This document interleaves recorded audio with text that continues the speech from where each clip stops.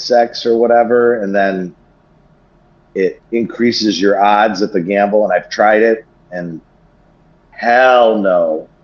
Yeah, but that's also a myth. Like, I do that same strategy. You know, you lose a couple blue gambles and then you gamble your orange ones. But it's also a myth because the odds, just because you lost before, doesn't mean it's gonna be better the next time. Like, you still have the same odds each time. Well, I agree with that wholeheartedly, and so that's why I don't gamble with insects. I could be at a stop sign on the moon with nobody else there, and I'd still get pulled over for a ticket if I ran that stop sign. So I don't gamble insects. I'm with you on that one. I mean, like, and the funny thing is, I do have a lot of the fodder material, so like,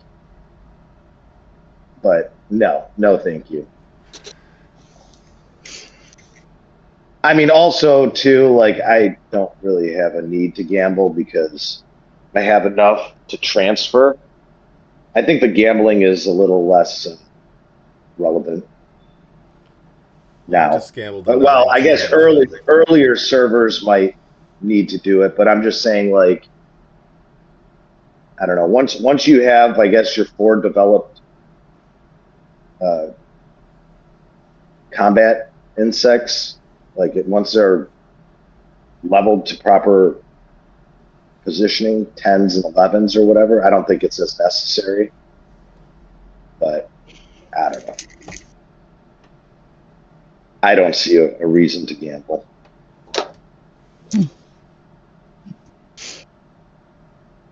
I used to live in Vegas.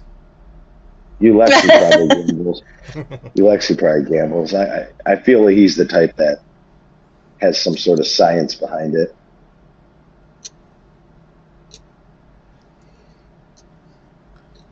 Snoozy, you need 8 now for the mines. 8 what? I mean, we should probably get started. We should probably officially open the stage because we're a little bit distracted. But I think that's your job, Buggy. Yep. So thanks everyone for being here. It's great seeing everyone. Look forward to hearing from you. We have some awesome stuff to talk about. You might have seen a little bit of it announced in the game. Do remember to put your game ID in the game ID section. Not in just the regular chat. There's a special section to put your game ID so Fairy can hook you up with a little bit of rewards and even more if you raise your hand and talk on stage. So without further ado, I'm going to hand it over to Jake Dog. Hello guys, got a pretty exciting week for all of us. We'll get into the matchmaking later, but first we have got hit with this pretty interesting little update. I think it came out this morning. Yes. At about 3 o'clock this morning, 3:01. Wicked timing for all of us in North America, but probably better timing for other people. They are changing the special ant growth plan. It's including, it seems like pretty much every S2 and S3 ant, it looks like, in that you can choose at the end of that special ant growth plan. Or sorry, not at the end of it, on day 20, it says right there. So that's a pretty big change to that. And of course, like in previous changes to the special ant growth plan or the insect plan, if you have bought it, you will get to like finish what you've currently purchased, and then you will have the option to purchase the new one as well. So you could have 2 of them going at once. And right now you can just get the S1 ants in there. So it's a pretty big change, having the S2 and the S3 ants all at once. What do you guys think about that? I'm still in favor of them removing the S1 and S2 ants from the season hatch pool. Hopefully, I don't think they're going to do that yet, but maybe this will be the start of that but I probably wouldn't expect to see them remove it until potentially a season 6 comes out. Yeah, I mean, I can understand why you would say that. I had lots of season hatches last season, but only got an S5 ant when the season was over. So that would be nice to not see those S1 ants pop up from the pretty rare season hatches. Yeah, Wiki had an issue he wanted to bring up. We have kind of talked about this before. Even Soul mentioned, I think, last week. So if you fail or just refrain from doing the cave challenge, the developers still know your potential to hit that level. So it's not going to give you any kind of advantage in matching lower than your strength. I'm going to give you guys some proof on that. Okay, so hold on. I know a lot of people think that, like, if you don't do the cave challenges, it's going to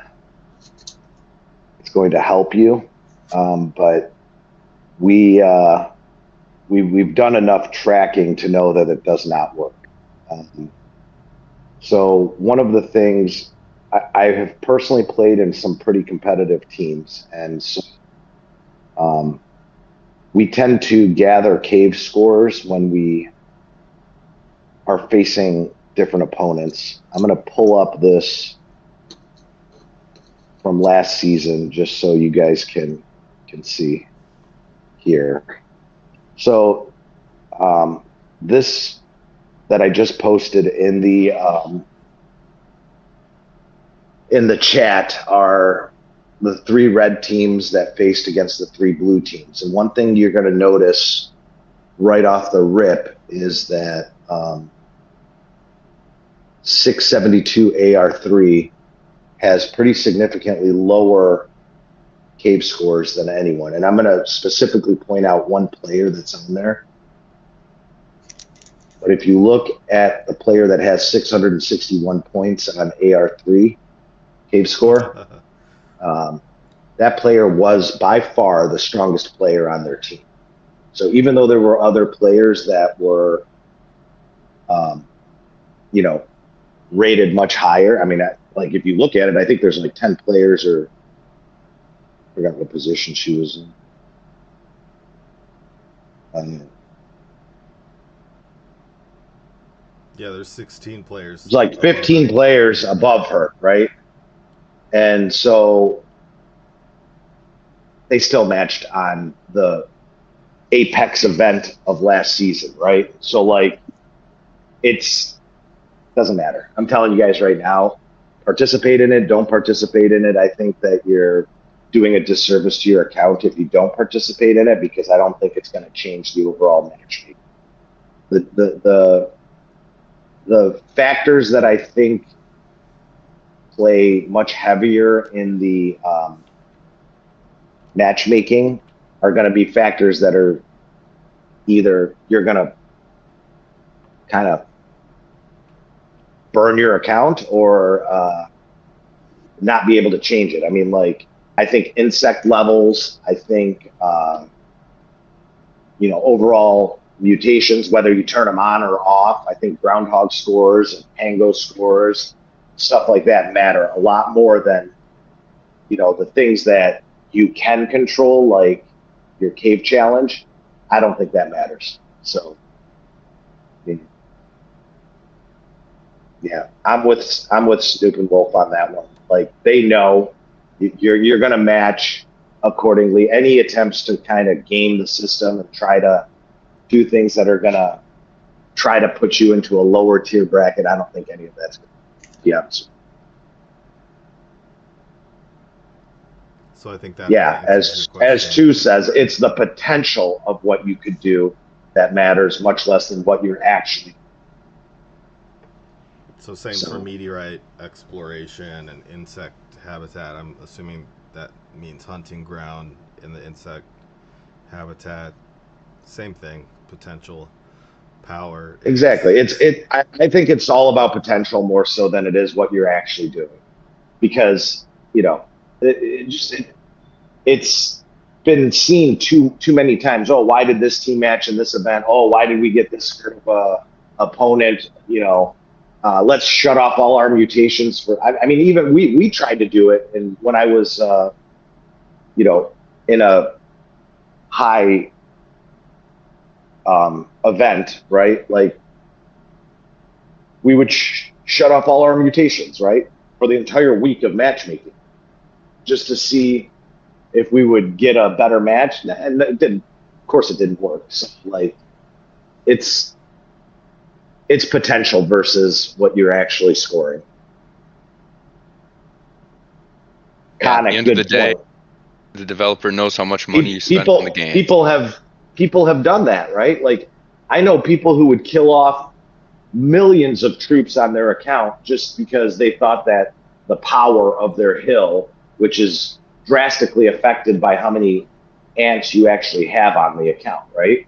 So, like, they would kill off all their troops thinking that, you know, and then it affects them when they want to be an AE, right? Like, you know, I spent a huge amount of resources and speed ups and everything to build up enough troops, T10 troops on top of that, to have on my account so that when I'm in an AE fighting, it doesn't matter how much people kill off, so I don't run out of troops when you know, you're limited by the healing material on AE, right?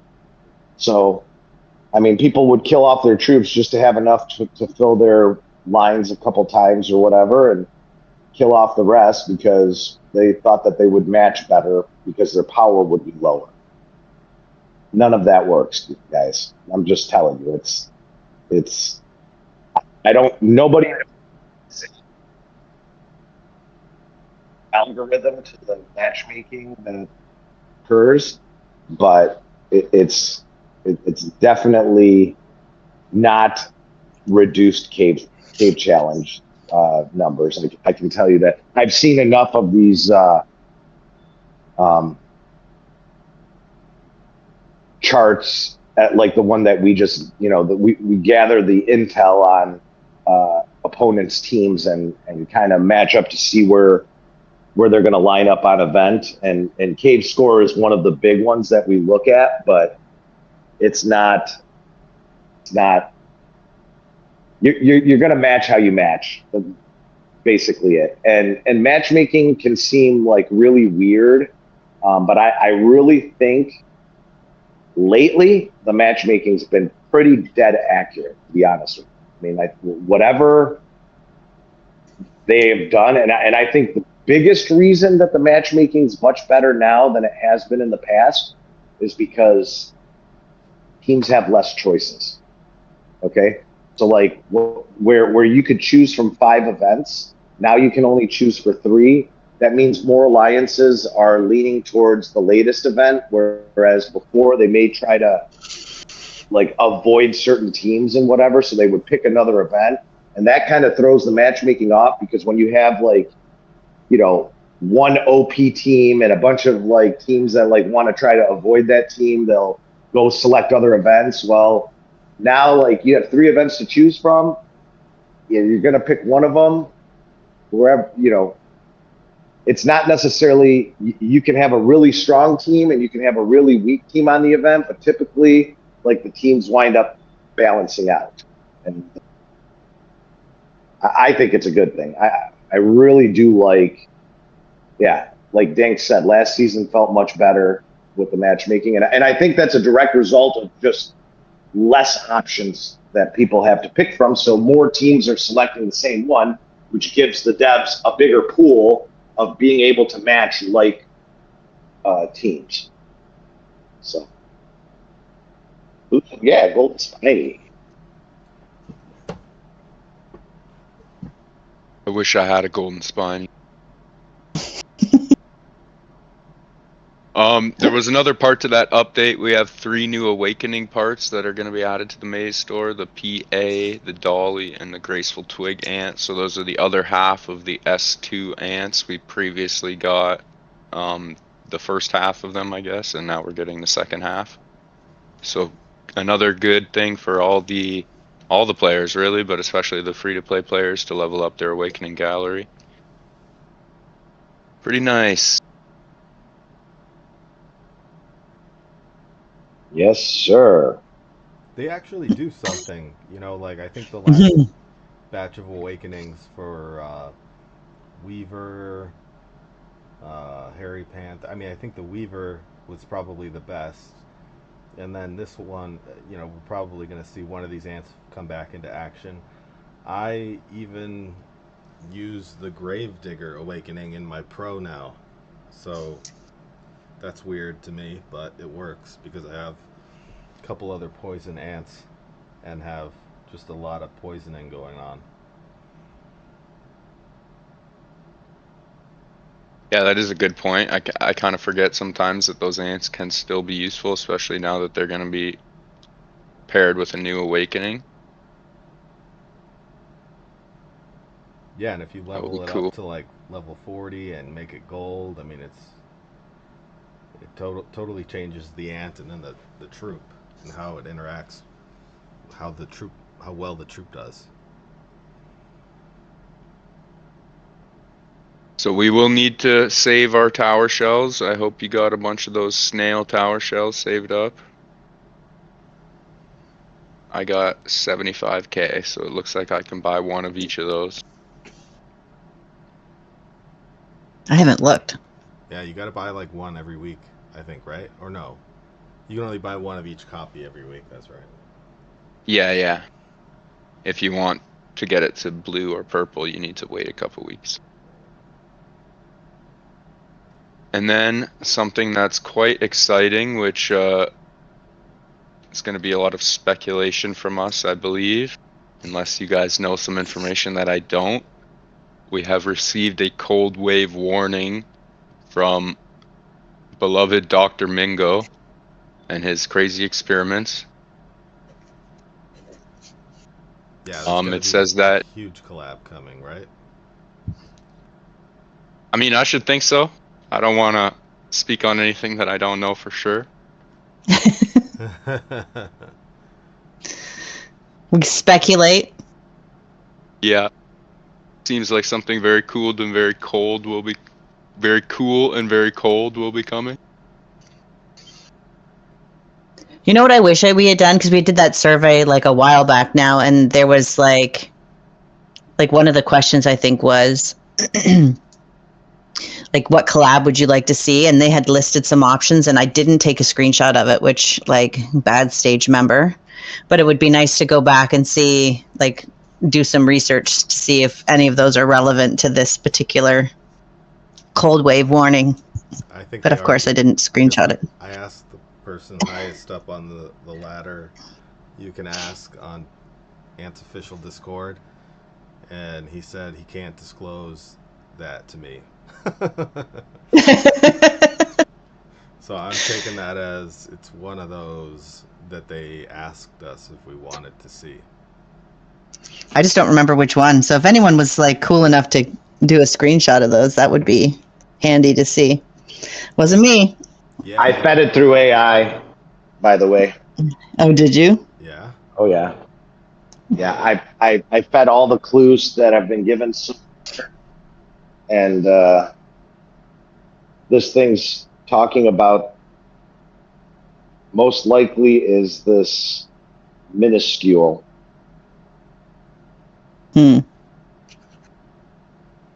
So that's sort of like so a French let's see. Yeah, it's a French animation about bugs. A bunch of the episodes have to do with like frozen environments. And it is a pretty friendly licensing. So that's what. Let's see if I'll feed it more clues once they come in. So. Nice. Yeah. I don't think it's frozen. There's no way. Licensing fee from Disney would be friggin' through the roof. I'm saying that far. Although I wouldn't mind an Olaf insect skin. That would be kind of cool. That would be kind of cool. That's awesome. But too, like when if it is a collab, when it comes out, there's not just insect skins. There's other like potential for, like more amp crystals, or like what do they have? Because like it opens up a whole other market of items, or for the pay to play players, and maybe even for the free to play, because we haven't seen it yet, right? So that'll be interesting to see how it affects how quickly we start to see assault soldiers show up in game. Oh, you mean you think the collab is going to have some amp materials for us to get to T11 a little quicker? I don't know. I mean, I wouldn't be surprised. we did see in our, was it VIP? There was a couple extra little amp crystal packs that weren't there last time. And I thought they were reasonable. So I think there's a picture of one of those. So if you haven't taken a look at it, and you are a purveyor of amp crystal collecting, it's a place to go look, because it's a nice little pickup. Oh, that ladybug looks familiar. Yeah, I posted a Mingo picture and the of ladybug and whatever, they're all part of the last one. Oh, okay. the Lucas. They're all part Mhm. of Lucas. So it's not, I mean, unless they're bringing a Lucas one back, which is possible too. But they've never I done think- that before. No, Mingo's just really, really cool with Lucas, so they're all friends now. Ooh, Snoop and Wolf is far. Getting there. Oh, Almost got him.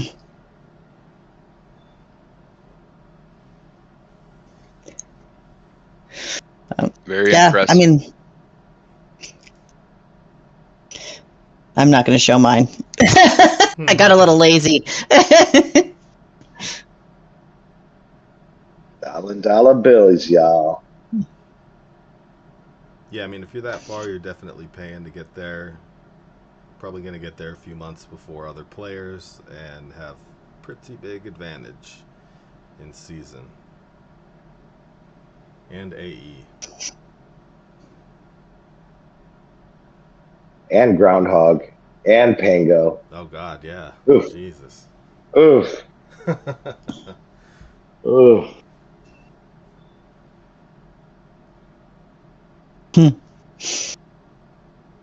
There was also the surprise wheel that came out a few days ago. It's still going on until the end of today. I think it runs for like 8 days or 7 days, so it came out about a week ago.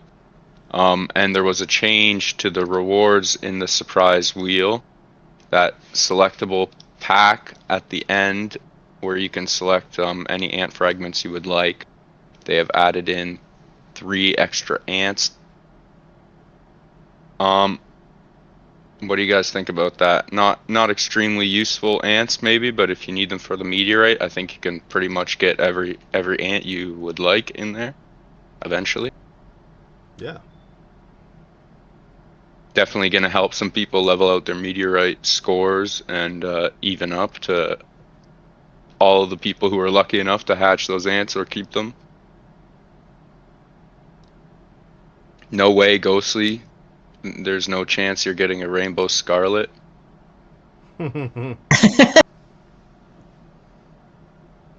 That's funny. For me, this like the list of ants I need to level up to 50 to be awakened is just getting longer. I mean, it's a good problem to have, but there's only so much kiwi to go around.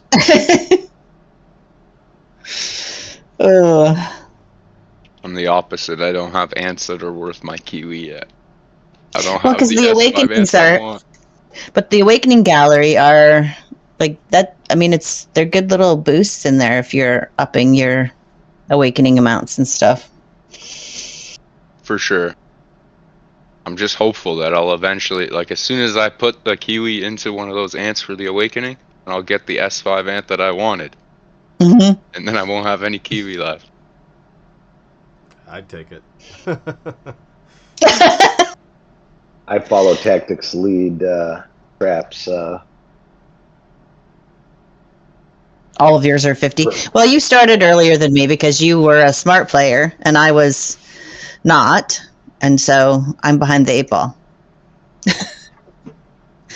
I'm keeping all my ants level. I'd say 50 plus, depending, if they have stars. I think I only have one ant that has stars on it, but I didn't feed the spores into it.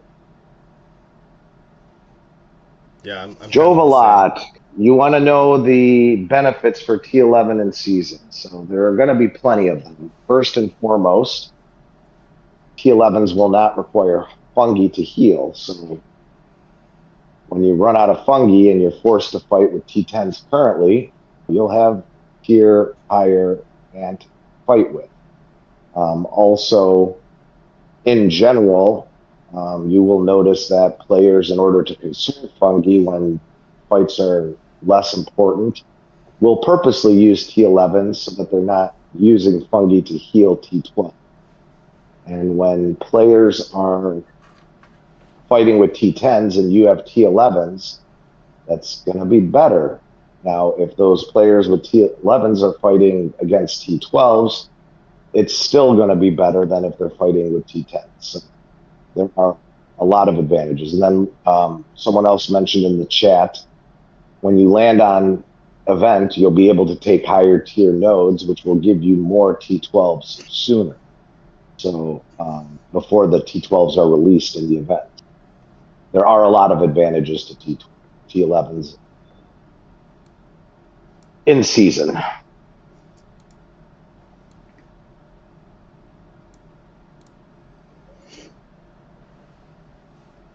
The Konjaks, Snoozy, are yet to be determined. We don't even know how that's going to play out. So that's going to be one of those, read up what it says in the event about it, which most of us, we discussed that last week on stage, and it'll wind up being kind of see how you build to them. We don't know the positions of where they're going to be or not.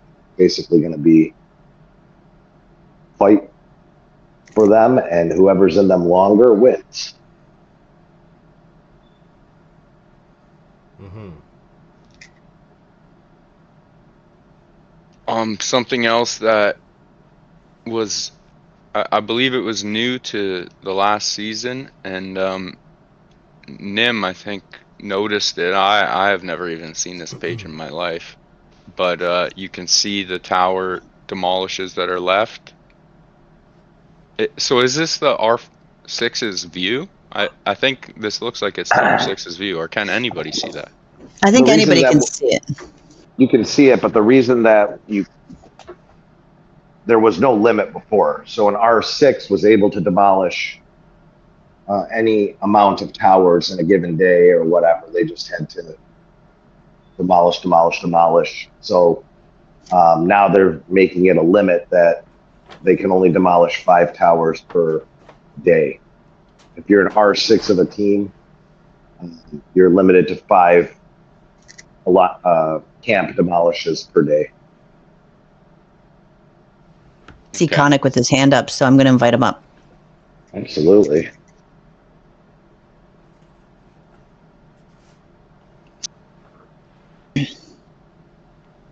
Hello, Conic.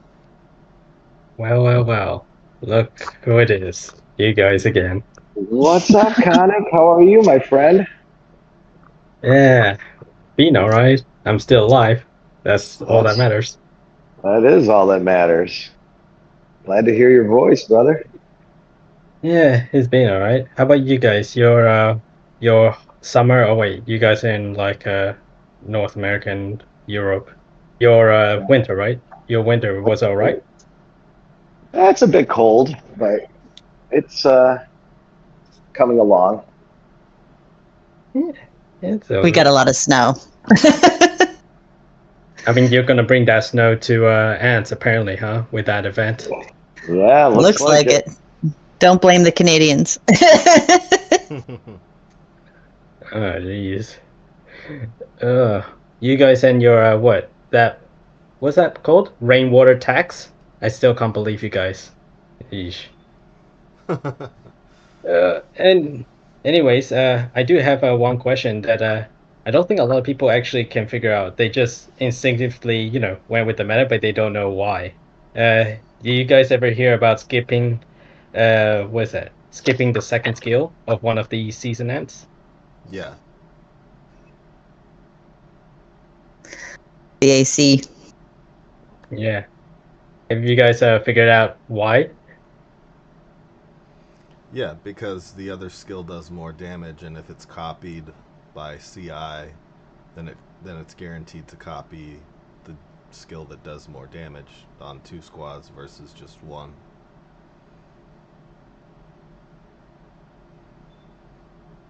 Yeah. It does also have to relate with was it the skill?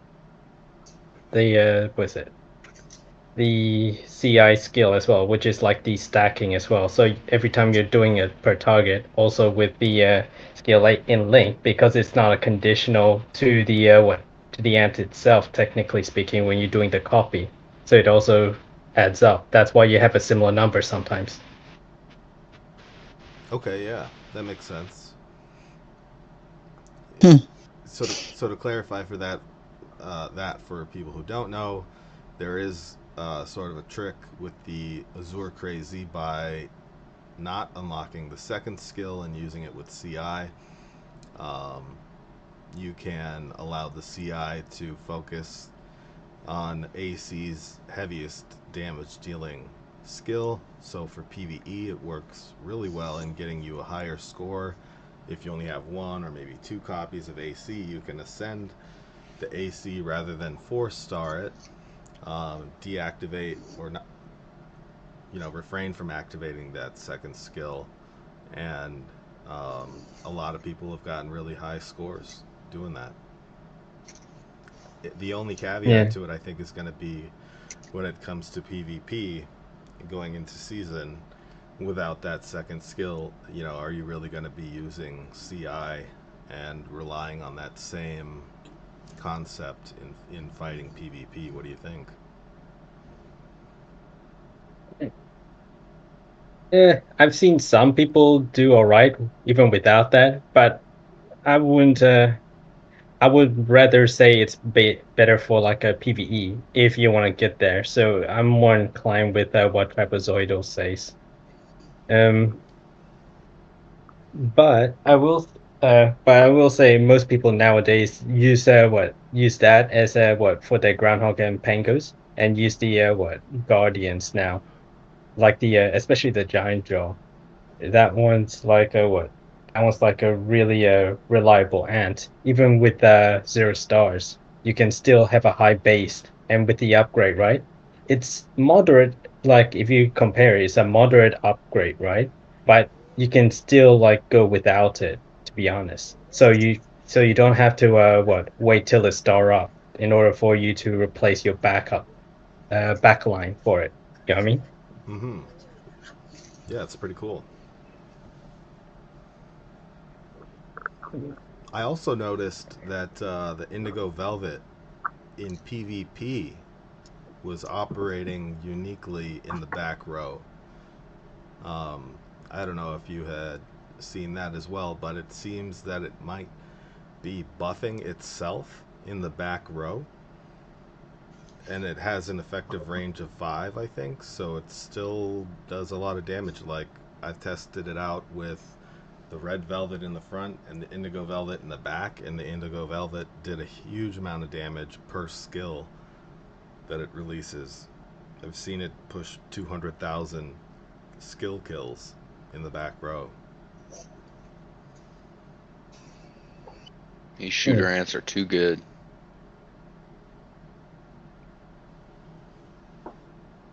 I mean, what is it? I mean, it doesn't say that, it can't, right? So you're effectively also doubling it down because it's what? If I remember correctly, it's 100% at max, right? So if you're buffing your it squad, right, plus the backline, that's like 200% now, wouldn't it? Mm-hmm. Yeah, something like that.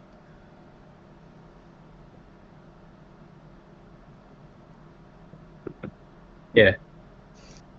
I'm assuming that's the one that Alexi is showing as well. Mm-hmm.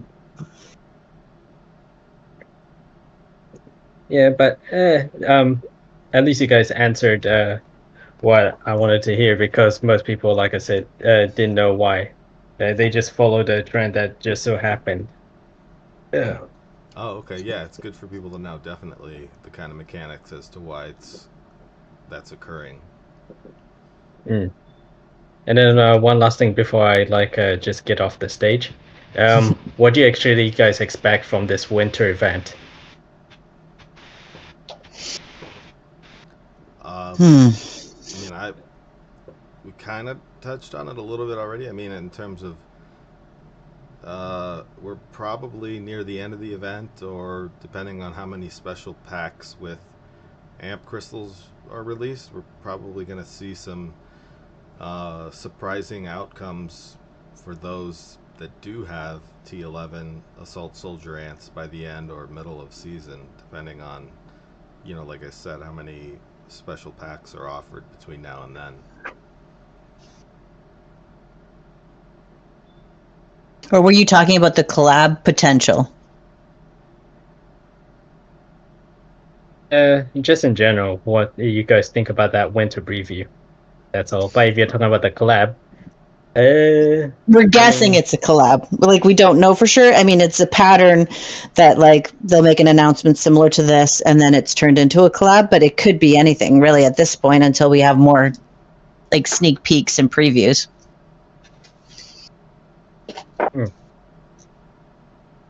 you see. Uh, we'll see. We'll see how it goes. But yeah, it's nice talking to you guys. I'll head back down. Thank you for coming up. Yeah, good to see you, Conic. Yeah, good to see you guys. Okay. Man, I like to listen to you guys when you talk ant facts, because I'm not like all those statistics in behind, because that's not how my brain works. But yeah, thanks for making it more readable for those of us that don't play in the numbers as much.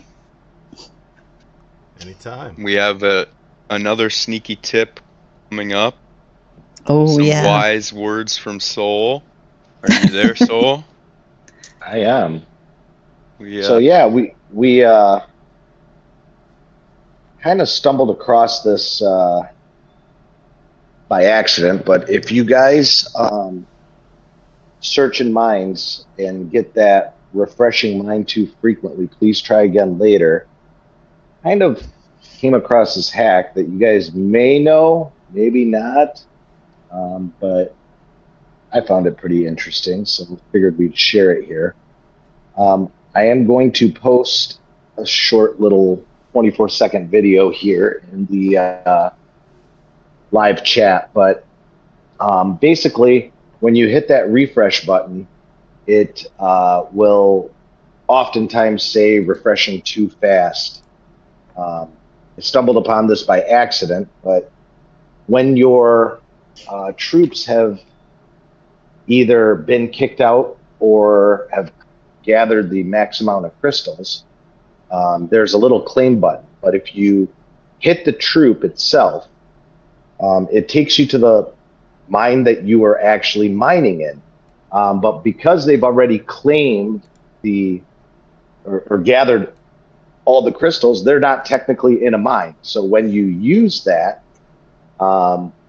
feature to like go to where that mine is, it just takes you to a random mine, just like if you were hitting the refresh. So it's a good tool to use if you want to scroll through the mines faster in order to gain, to hunt down those players that are gathering higher level crystals.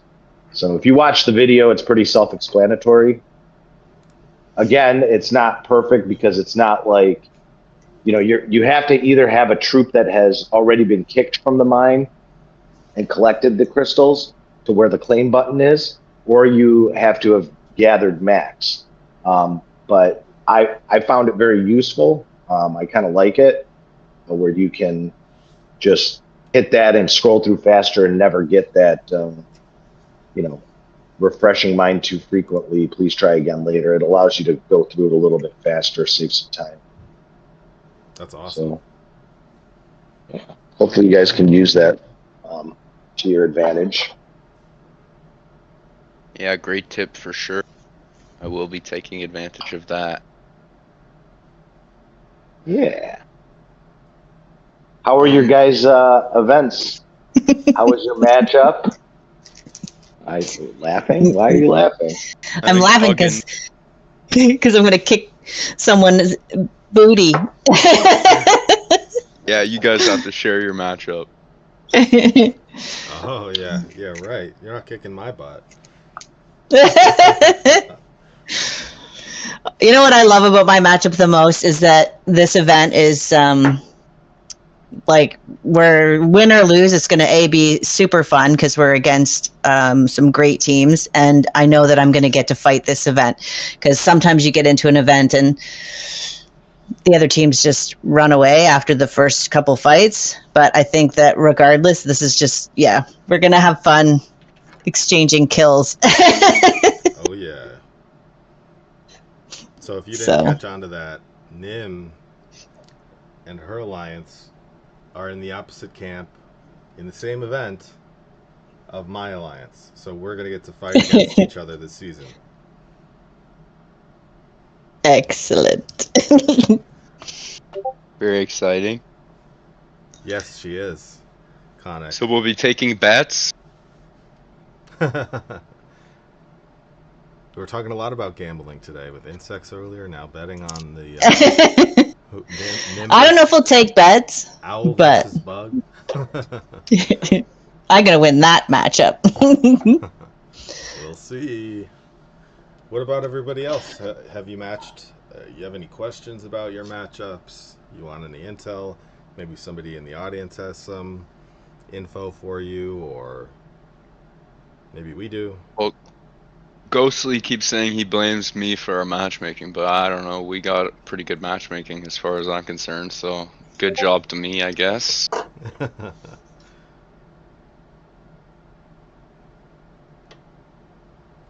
We're with some pretty scary servers, but I think the scariest is on our team, 410, so I hope they're good.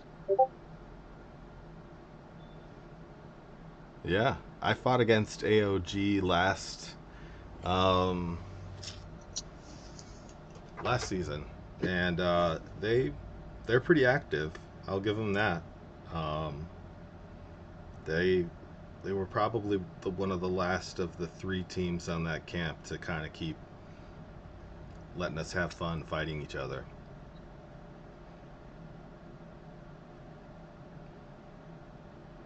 That's good to know. I hope they do the same this season once we beat them. No, I'm just kidding. I don't know if we're gonna win.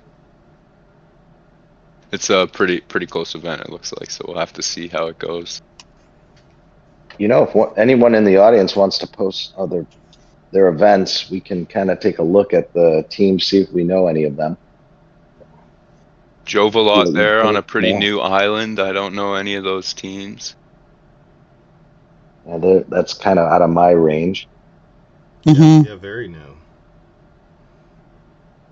Yeah, Jovalot, if you need information on maps, search, or the event, search for maps and stuff of the event, or try to find some outside resources, to help you get through that if it's your first one, assuming. Ooh, Steppenwolf is on a pretty nice matchup. I know a bunch of those teams.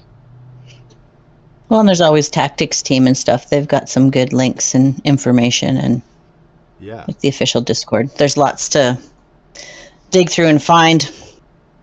A lot of knowledgeable staff members out there. Matt Nubbs seems to have some newer servers in his. I'm not very familiar with those teams. Yeah, and Ollie's fighting with War and Arm against RBN and PLZ and FTP. I know RBN's going to be a tough opponent for you. I'm not sure about PLZ, but and then you have a team in the 900s. PLZ. Who's got PLZ? Hoth is playing against Hoth? PLZ. Yeah. Off. Good luck. They're very active. Mm. Very active, and they like to fight. Hmm. Okay. Oh, I think Nim was partnered with them last event too. Mm. You guys, Not you against guys them. went They were. with you were partnered with them, right? Hmm. Didn't you? You guys won that event, right? We did. Yeah. They had good activity. Yeah. They were sure active, I heard. That's all I'll say. Let's see here. Oh, V. I've played against them. They're I think they have a pretty strong player on their team, if I remember correctly. KO1 or something like that. He's almost 100 billion kills for a 1300 server. That's pretty strong. But V wants to fight TAW, so they must be upset with their matchmaking there. So I saw some posts from some of their players on Facebook that they were interested in challenging TAW. So And they're from 1300 and TAW is like 361. Matt Nubb That's says they crazy. wouldn't be able to scratch. I don't know. I don't know about you guys, but I would rather be in an event like don't get me wrong. Everybody goes to these events to win, right? But at the end of the day, I would rather lose an event to teams that played well, that fought hard, that the event was fun, that like you know what I mean? Like you pushed each other's buttons to like be creative about how you win. Like I've been on events where like nobody wants to fight you and you win, and that like, oof, it drains the fun out of the game for me. Like I'd rather earn every kill I get and like push back and forth and have like a real, like I don't play these games just to like farm hornets while the other teams run away from me. I want to see, like I want to like get challenged, you know? Yeah, I mean, ultimately, you know, win or lose, it's still a fun event for me. The rewards are still, you know, pretty decent, even if you lose. Better than being on server. So, you know, it's a fun way to get some practice in with your ants at a minimum. And hopefully you get along. And the free with your team. teleports. Like I think this season's going to be super fun because there's a lot of people who know each other. I've never seen such a lively season chat that was, you know, people joking around from opposite camps, having a good laughs, and all of my past experience, the season chat has been something I just ignored because it was just not of really any interest to me. And you know, I've heard, you know, people get in trouble from what they say in there and that kind of, and I'm just like, oh, I'll just avoid it. But this time I'm like, oh wow, there's like so many people I know from the other camp. This is great. Well, and I think too, like I know for our season, we're going to have fun playing the back and forth. And at the end of the day, we're going to fight each other as hard as we possibly can. And no matter the outcome, it's still going to be an absolute blast. And like, we'll shake hands at the end of the day and off we'll go. Right. Yeah. Definitely. But I'm still going to take you down. Actually, it might not be me. I might get my friends to do it. Challenge accepted. That's starting pretty soon, right? When are we going? Like tonight or tomorrow night?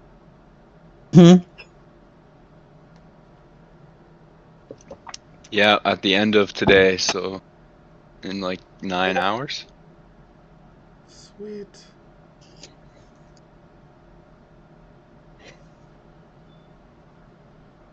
So, yeah, it's going to be soon. I just want to remind everybody to don't forget to put your in-game ID in the IDs channel. I did post it a couple of times, but I don't know if it posted right because I've seen the bot pop up a few times. So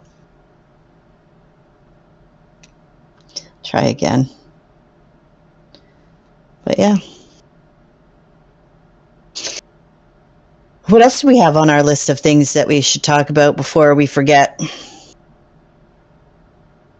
There was this pretty interesting matchup. I'm sure most people already know, but TAW is facing SDG. Should be pretty good to see. I mean, that's probably the biggest fight. That's maybe not the most even fight, but the biggest people fighting at least. I don't know. That one's gonna be an interesting one to watch for sure. I know. Wish I was on that event, to be honest with you. There's always next time. Yeah, Matt Nubb, KFC, ATA, SDG are all powerhouse teams. I'm not super familiar with TOO and BFA, although I do know TOO does have some strongish accounts. I'm not really sure about the overall team. TAW, I'm sure everyone in the game pretty much knows. They were one of the top team, probably the top team in the game, I would guess. Right, guys? Yeah. So it's going to be that one's going to be an interesting one. There's 3 very, very strong teams. Snowy Cedar Camp and TAW probably the strongest in the game, with the other 2 being semi-normal-ish alliances. Although they're looking at their power, they're decent. So it'll be an interesting one to watch for sure. Definitely not going to be easy for either camp, I'll tell you that. Mm-hmm. And to be honest with you, those are the seasons that we like to see, right? When it looks like it's pretty evenish, even if one team is significantly stronger than the others. It's really, this entire game is based on teamwork and how well the camps can get along with each other and strategize together. And typically that wins the day. So I will be personally following that. These are in TAW. So there for the last Say that again. You 4 personally seasons what? or so. I'll personally be following them, which I'm very. Yeah. I follow them too, them and some of the other top teams, to see how they're doing from the people who are on the observer staff. I think put all that info together for us so kindly of them, and they rank all the teams and that. It's pretty cool. Like, I've even used that info to pick which alliance I want to go to in a future season by seeing some of those teams at the top. I honestly, I will tell you this, personally, TAW is the best team I've ever played on. I was there for the past 4 seasons, and I absolutely adore that team. So I am really, really rooting for them. This season, I had to step back a little bit and join a smaller team, but hopefully plan on going back to TAW for the season after this one. And so I'm rooting for them. Sorry if any of the other teams guys are here, but I'm definitely rooting for Golden Acorn to take the day on that one.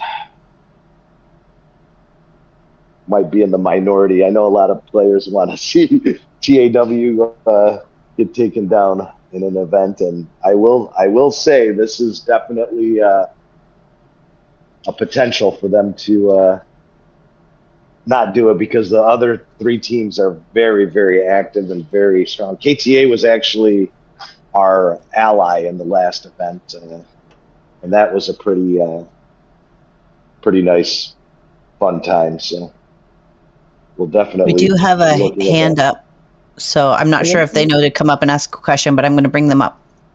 All right. Sinful. We'll see if they accept. But I got a random question for you. Ping is definitely a great player, by the way, Snoozy. Bully or not, very active, very top tier player. I liked playing with him last season as allies.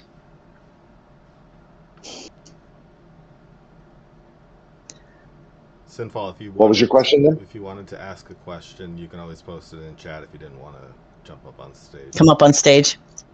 Yeah, Nim, you had a question? No, I was just going to randomly throw this out there because when we play AE, so Rainforest, just going randomly, a lot of times for our team, because you can tend to win an event like that through gathering, which I find incredibly against the nature of our team completely.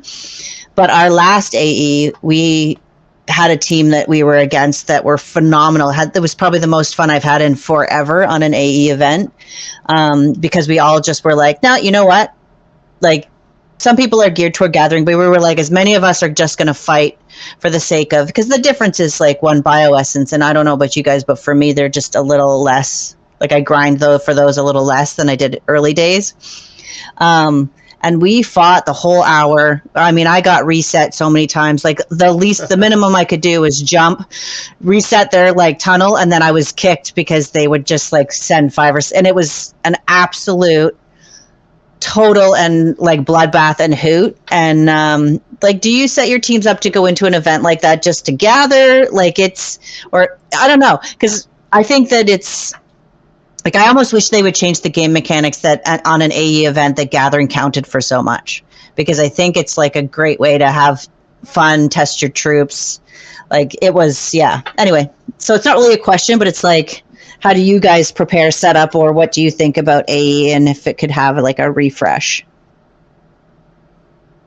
I mean, I think the refresh would be kind of cool. I think it would be great if fighting counted for a little bit more, because I mean, it has a huge impact on the overall win.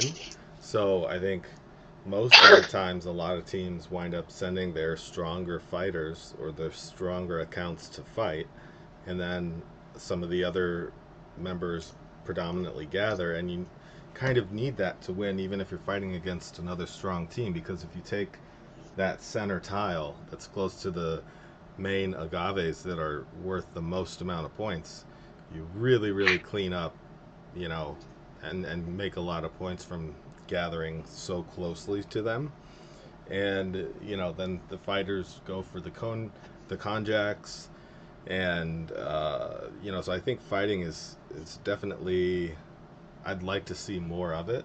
And it is a huge component of the event, but so is it would be cool that they made more points for fighting, I think. Yeah, because I can tell you the gathering was so, like, I just can't. It's a little monotonous. I 100% agree. And it takes so much effort to gather. You gotta have like all your troops going at once. I mean, mind you, too, we were facing a team, like, I think it was, we were outmatched, outnumbered. I mean, I've never had so much fun. Just like I had so many battle reports. Like, I was fighting with T9s because that's all I had left. But it was still like so much fun. I was using all 4 marches. I was literally having to sit in our home area and like wait for teleports because I was reset so many times. Yeah, those are the best ones. So I just feel like they could do a refresh on that and Also, I think they should have teleports during the War of Kings free so that you can fight more. Because I think that holds you back because you're saving them for events and stuff because the game is very teleport heavy. Yeah. War of Kings and Sunday SVSKE or just War of Kings? Mainly SVSKE, like the Sunday, like when you're fighting the other teams. Yeah. That would be super helpful.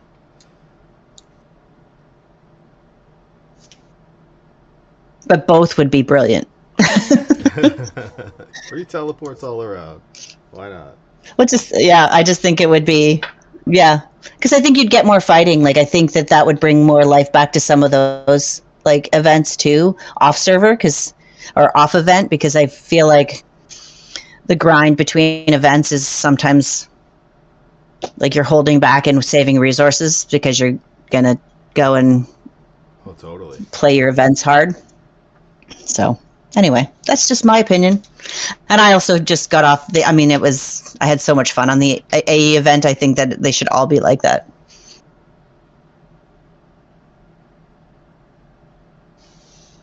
Anyway, that's all. It's basically time. Do we have anything we left out? Want to chat about? No? Okay, well. Any questions? I'll check the audience in case. Yeah, that's everything that we wanted to get covered, I think.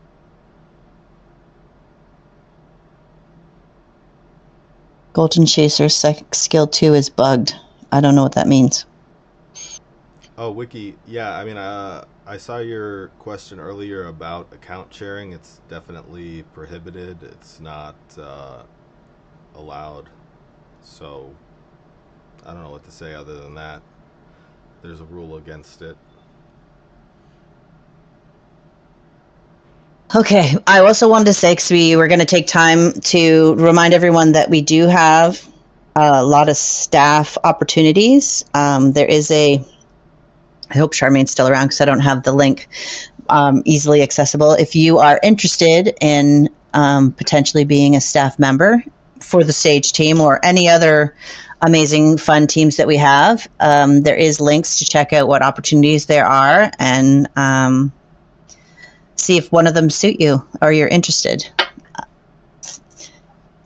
And then, yeah, I'm sorry, what'd you say, bud? Oh, I said I think I can find the link here. 2 seconds.